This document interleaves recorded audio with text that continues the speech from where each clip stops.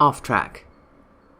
The Madeline Journeys, Book 1, Chapter 1. "What the hell?" Madeline said, turning the page in her diary. "Simon, get in here." At this time in the day, she should have been in a meeting. It was right there, her first appointment. 10 a.m. Discuss the deposition for the Michaels case. It was 10:05. No one was in her office except her.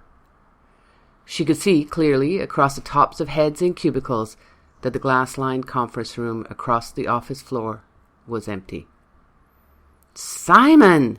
Madeline shouted, shriller than before. "Where the hell are you?" "Here," Simon answered as he came through the open door. "And what's the problem? Where are the people for the Michaels case?" "They cancelled." He leaned across and opened her desktop Outlook icon. "Look, I sent you an email. You should really check your emails before you freak out." "Great. Thanks for the lecture. My Crackberry needed charging. Anyway, I like paper notes. They don't run out of power and turn themselves off. Can you just remember to leave me a note on my desk next time there's a schedule change?" Madeline stabbed her finger to the desk as if to point out the exact spot the message should have been. "You know I don't check emails first thing." "No prob," Simon nodded. "I can do that." The lights went out with a snap and the sudden cessation of the underlying buzz of electric power. "Damn, now what?" Simon looked around as though someone would answer. The only light came from the bank of windows along the east wall. It was raining, as usual, so it wasn't enough to light anything past the first row of cubicles. "Shit," Madeline said. "Do you think it's another drill? If it is, I am so not going down. Go find the floor warden and tell them I'm unwilling to leave." Simon hesitated. "You remember the last time, when they made us leave, and then wouldn't let us into the building until everyone else was back at their desk because we held up the drill?" Madeline reconsidered. "You're suggesting we just go along? Like sheep?" Simon shrugged. "It's up to you, but it might be faster in the long run." The emergency lights flickered on.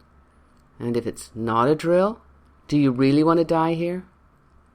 Yeah. Madeline picked up her black coach purse and pushed Simon ahead of her toward the stairs. "Get going, I'm right behind you." "Where the hell is the warden anyway? If this was a real emergency, we would be dead waiting for direction." Simon led her towards the stairs and double-checked the sign on the door. "We're taking the green stairwell." He looked at the people starting to drift towards the refuge area. "If we go now, we'll beat most of these people down to the street." Madeline looked around and couldn't see the fire marshal. He was probably doing a sweep of the floor to confirm everyone was leaving. After 4 bomb threats in 2 months, people knew the evacuation process inside out. Assemble in the refuge area and wait for instructions on which of the 2 doors to take. She stepped out of the 4-inch heels and picked them up. Now, she stood 5'2" and had to look up at Simon's 5'8". "Let's get out of here," she said, giving Simon a not-so-gentle push towards the door. "If we get down fast enough, I can get a Starbucks for the wait. If we go right now, I'll buy you a latte, too." Simon pushed open the door to the stairway as a voice came over the speakers. "Please wait for instruction from the floor warden. This is not a drill. Please make your way to the refuge area and prepare for evacuation. Do not return to gather your belongings. Do not remove your shoes. Please wait for instruction." Madeline gave a small chuckle as she let the door close behind her. She hiked up her black pencil skirt and hurried down the stairs behind Simon. The soft buzz of the emergency lights almost covered the sound of voices on lower floors. Madeline felt the dusty dryness catch in the back of her throat as her breath sped up with the exercise. "Hey," she managed to say without allowing the cough out. "What did you find out on the Junson file?" "Are you serious? You want to debrief as we run down 11 floors? Simon turned his head and grabbed the handrail to stop from falling down the stairs. He saw Madeline's nod and rolled his eyes. "Okay. The investigators found out Michael Junson kept 3 different accounts stashed away from his wife and mistress. According to an online calendar we found, he was planning to leave the country on Friday." Voices floated over the plaque of doors opening as people from each of the 20 floors started their journey down to the safety of the street. Evacuees gossiping and guessing about the cause of the alarm filled the previously clear stairwell. "Damn, stop talking, people will hear," Madeline said. Simon motioned her to the left side of the stairs. The new people were filing down close to the right wall. Keep left and keep moving. That was the 6th floor. He reached behind him to take her hand. Don't get separated from me. We can finish this at the Starbucks across the street. Madeline felt her pace increase and tried not to fight for control. Keeping her focus on moving and getting out of the building, she looked at the door as they passed. 4th floor. We're almost there. Uh-huh. Simon stopped as a large man in a black suit stumbled through the door to the 3rd floor.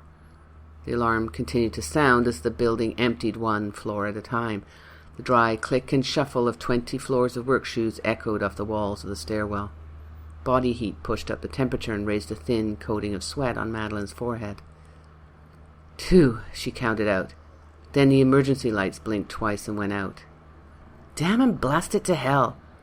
Keep moving, we're almost there. Simon gave her hand a quick squeeze. Look, the emergency team is here already. Madeline looked up and saw a faint light ahead. Its flickering was odd, but reassuring. A sudden shivering itch ran over her body, and she pulled back on Simon's hand. What? He turned back to her. You can see the steps, don't worry. Okay, just give me a second. She took a breath, and the itch calmed. You got it, man. I'm right behind you. Simon looked back at her again. We're supposed to follow this guy. You ready? She felt the other bodies in the stairwell push against her and hugged the wall a bit tighter as she tried to speed up. If you let me fall, I will make your life a living hell, Simon. She struggled to keep her balance at the speed he set. Simon's tug pulled her to the left around the corner of the stair. The press of the other people vanished as she moved on. What's going on? She tried to pull Simon to a stop, but he kept her moving. She could see the light shine on one wall and then another as their guide swung his arm. The walls changed from slabs of concrete to bricks. She felt dampness chill her skin. Where are we, Simon? Where is everyone else? If I don't get a latte soon, I'll start screaming. Don't freak out. I can see a light just down the corridor. The door's open. We'll be in Starbucks in a few minutes, and you can buy me a venti mocha to apologize for your yelling. Madeline laughed. I'll get you your mocha, but I won't apologize, and you know it. They walked through the doorway, and she felt cool grass under her feet. Then the sight of tall trees made it to her brain. Her little inner voice screeched, Something's wrong. What the... Simon let go of her hand and spun around. Where the hell are we? Their guide walked to a small group of people in the middle of the clearing. He threw back the hood of his coat and ran his hands through dark blonde locks. The rest of the group consisted of a woman, 4 men and 8 horses. The blonde man turned to face Simon and Madeline, bowed, and beckoned them over. Madeline turned to go back through the door and saw what had made Simon stare. A tree occupied the place the door should be. A massive tree. A tree so big it would have been a tourist attraction anywhere else. Like that tree in California you can drive through. There was no door, no outline of a door, and no hope of return to the office building they had been evacuating mere seconds ago. She turned again and faced the group across the clearing. What the hell is going on? She stalked towards the woman who sat on her horse staring down at Madeline. The large, muscular, blonde god smiled at her, his blue eyes fixed on her face. Who are you? Never mind, just send us back, or tell us how to get back, and we'll forget all of this. If you don't, we are going to sue that smile off your face, pretty boy. Madam. He bowed again, and Madeline blinked in disbelief. May I present the Lady Arabella of the Summerlands? He gestured to the haughty woman on the big red horse. And I am Sir Jode Montgomery of the Lower Plains. I offer you my service and my protection for as long as you need it. Madeline felt fog creep at the edges of her sight. She was way out of her area of expertise, a new experience for her. I don't need protection. I need to go back. Open the freaking door in the tree. She felt her cheeks burn and her throat tighten. In her peripheral vision, she saw Simon step forward.